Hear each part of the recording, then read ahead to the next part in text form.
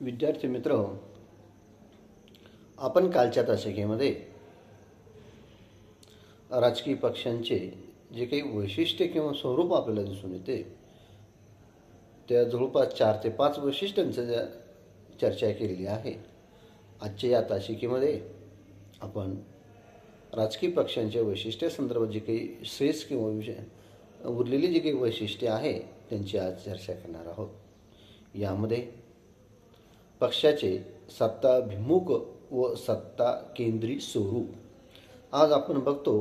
प्रत्येक राजकीय पक्षाला किंबहुना असं म्हणायला हरकत नाही की प्रत्येक राजकारण हे सत्ता केंद्री असते.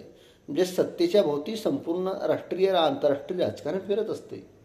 कारण प्रत्येक राजकीय पक्ष निवडणुका लढवतो.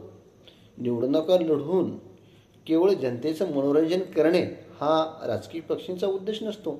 तर राजकीय पक्षांचं खरं स्वारस्य हे सत्ता संपादन करण्यात असते आणि सत्ता संपादन केल्यानंतर पुन्हा ती टिकवण्यामध्ये त्यामध्ये त्यांचं सत्ता राजकीय पक्षांचं त्या ठिकाणी आपल्याला दिसून येतं. एवढंच नव्हे, साम दाम दंड भेद देखील त्या ठिकाणी मार्गाचा अवलंब प्रत्येक राजकीय पक्ष सत्ता संपादन करण्यासाठी करत असतो. आणि एकदा सत्ता संपादन केली, सत्तेचा वापर करत असताना अनेकदा चुका होतात. अनेकदा अशा अनेक गंभीर स्वरूपाच्या चुका झाल्या असताना देखील प्रत्येक राजकीय पक्ष एकदा सत्ता आल्यानंतर ती सहजासहजी सोडवायला कोणताही राजकीय पक्ष त्या ठिकाणी तयार नसतो. मग सत्तेच्या या अविरत खेळामध्ये अनेक प्रकारच्या नैतिक अनैतिक मार्गाचा देखील अवलंब त्या ठिकाणी केलेला आहे. बऱ्याचदा जनतेच्या हिताला किंवा आपल्या राजकीय पक्षाच्या तत्वज्ञानाला प्रत्येक राजकीय पक्षानं तिलांजली दिलेलीच आपल्याला त्या ठिकाणी आढळून येते. 1952 पासून तर आजपर्यंत जर निवडणुकांचा आपण जर अभ्यास केला तर प्रत्येक निवडणुकीमध्ये हे घटक आपल्याला कमी अधिक प्रमाणामध्ये दिसून येतात. म्हणून पक्षाचे सत्ताभिमुख व सत्ता केंद्रीय स्वरूप हे आजच्या राजकीय पक्ष पद्धतीचं एक महत्त्वाचं वैशिष्ट्य त्या ठिकाणी आपल्याला दिसून येते. मग भारतातील राजकीय पक्ष विरोधी अथवा सत्ता केंद्रीय सत्ताभिमुख पद्धतीने कार्य करतात. असलेली सत्ता टिकविणे किंवा सत्ताधारी पक्षास खाली खेचणे हे प्रकार सर्वत्र व सर्व काळ दिसून येतो. त्यामुळे सत्ता प्राप्ती हेच सर्व पक्षाचे लक्ष्य आहे असे दिसून येते. विरोधी पक्ष टीका करताना शासनाला योग्य मार्गावर आणायचे विसरतात व त्यामुळे सत्ता आपल्या हाती कशी येईल याचाच विचार करत असतात. म्हणजेच सत्ता स्थापन केल्यानंतर राजकीय पक्ष सत्तेचा भाग भोगतात आणि विरोधी पक्ष त्या ठिकाणी सत्ताधारी पक्षाच्या जे काही चुका असतात त्या जनतेच्या मनामध्ये किंवा जनतेमध्ये जाऊन सुद्धा त्या ठिकाणी स्पष्ट करत असतात. परंतु ह्या चुका दाखवण्यापेक्षा बऱ्याचदा विरोधी पक्षाची भूमिका ही सत्ताधारी पक्षाला खाली खेचण्याचीच राहत आलेली आहे. महाराष्ट्राचा जर विचार केला, मागील 2-3 वर्षापूर्वी शिवसेनेचे सरकारामध्ये आपण बघितलं. त्यानंतर अजितदादाचा गट असेल किंवा शिंदे सेनेचा गट असेल, या गटांचं जर अवलंबन केला तर आपल्याला हेच त्या ठिकाणी दिसून येईल. हे केवळ अपवादच नाही तर हे सर्वत्र सर्व काळ त्या ठिकाणी चालत आलेला आपल्याला दिसून येते. सत्ताधारी पक्षाला सत्ता टिकवायची असते, विरोधी पक्षाला केन प्रकारे सत्ताधारी पक्षाला खाली खेचून सुद्धा आपल्याला सत्तेवर त्या ठिकाणी बसायचं असतं. म्हणजे सत्तेशिवाय आज प्रत्येक राजकीय पक्ष त्या ठिकाणी राहू शकत नाही किंवा सत्ता प्राप्त करण्यासाठी अनेक नैतिक अनैतिक मार्गाचा देखील त्या ठिकाणी अवलंब प्रत्येक राजकीय पक्षानं केला गेलेला आपल्याला दिसून येतो. म्हणजेच सत्ता स्पर्धेचा हे खेळ सातत्याने चालू राहत असलेला आपल्याला त्या ठिकाणी दिसून येतो. त्यामुळे पक्षाचे तत्वज्ञानाचे संस्कार जनतेवर केले पाहिजे याचा विसर बहुतेक पक्षांना पडला आहे असे दिसते. त्वरित प्रसिद्ध देणाऱ्या घोषणा योजना यांचा हव्यास वाढू लागतो व राजकीय पक्ष म्हणजे सत्ता टिकविण्याचे किंवा सत्ता हस्तगत करण्याचे अवाढव्य यंत्र एवढेच स्वरूप त्याला त्या ठिकाणी आलेले आपल्याला दिसून येते. आपण म्हणतो लोकशाही जर आपल्याला जिवंत ठेवायची असेल तर निवडणुका ह्या अविरतपणे त्या ठिकाणी होणं गरजेचे आहे. परंतु 1974ला स्थानिक स्वराज्य संस्थांच्या निवडणुका किंवा त्या ठिकाणी मैलाचं स्टोन म्हणून बघितलं गेलं आहे. मग दर 5 वर्षांनी या निवडणुका होणं गरजेचे आहे. परंतु बऱ्याचदा राजकीय पक्ष स्वतःच्या फायद्यासाठी त्या निवडणुका लांबणीवर टाकतात. अलीकडील काळामध्ये 2-2, 3-3 वर्षे झाले स्थानिक स्वराज्य संस्थेच्या निवडणुका नाहीत. मग यामध्ये जिल्हा परिषद असतील, नगरपालिका असतील, महानगरपालिका असतील, कोविडच्या काळापासून तर मला वाटतं एकही निवडणूक त्या ठिकाणी स्थानिक स्वराज्य संस्थेची त्या ठिकाणी झालेली आहे. म्हणजे राजकीय पक्षाला निमित्त असतं की त्या ठिकाणी सत्ता किंवा आपल्या हातामध्ये कशी राहील केन प्रकारे त्या ठिकाणी प्रयत्न प्रत्येक राजकीय पक्ष त्या ठिकाणी करत असताना दिसून येतो. म्हणजेच पक्षाचे सत्ताभिमुख व सत्ता केंद्री स्वरूप त्या ठिकाणी आपल्या लक्षात येते. प्रादेशिक पक्षाचे अस्तित्व. भारत हा विविधतेने नटलेला एक खंडप्राय असा हा देश आहे.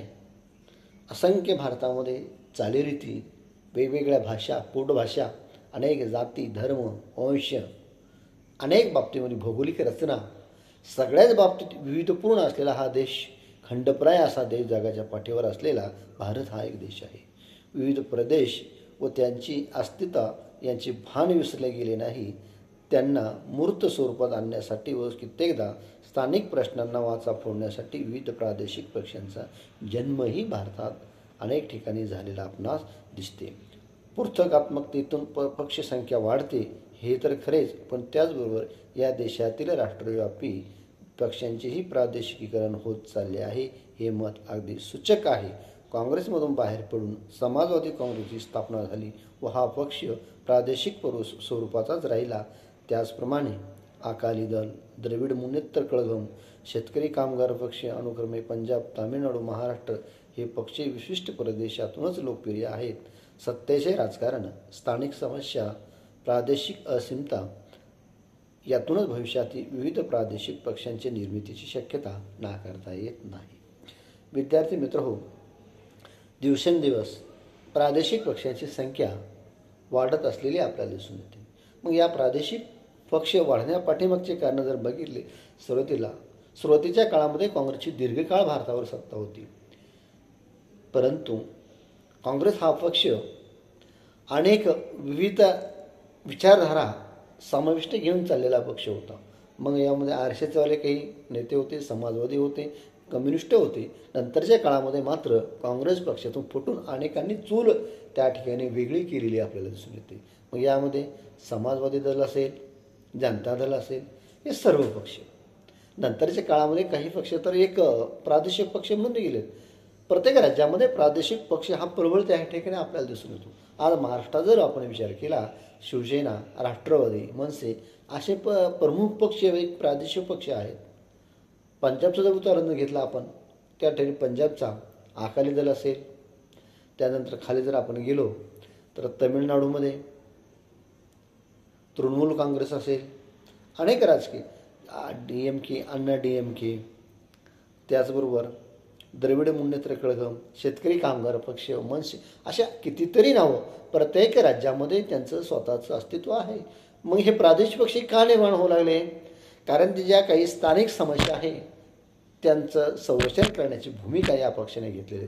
आसाम जर विचार केला तर त्या ठिकाणी आसाम गण परिषद नावाचा एक राजकीय पक्ष त्या ठिकाणी तयार झालेला आहे. महाराष्ट्रात जर आपण विचार केला, शिवसेना आणि मनसेची जर भूमिका आज बघितली तर स्थानिक समस्यांना वापू देण्याचं किंवा वाट करून देण्याचं काम या पक्षाने केलेलं आहे. आज मनसे आणि उद्धव ठाकरेची शिवसेना यांनी एकत्र येत काय केलं आहे की मराठी भाषेचं अस्तित्व धोक्यात आलं आहे, मराठी भाषेचं संरक्षण करण्याची जबाबदारी ही आपली आहे, ही भूमिका त्यांनी घेतली. म्हणजे एक स्थानिक समस्या त्या ठिकाणी उचलून त्यांनी धरलेली आपण दिसून येते. याचबरोबर सुरुवातीला मुंबई ही महाराष्ट्रात राहिली पाहिजे.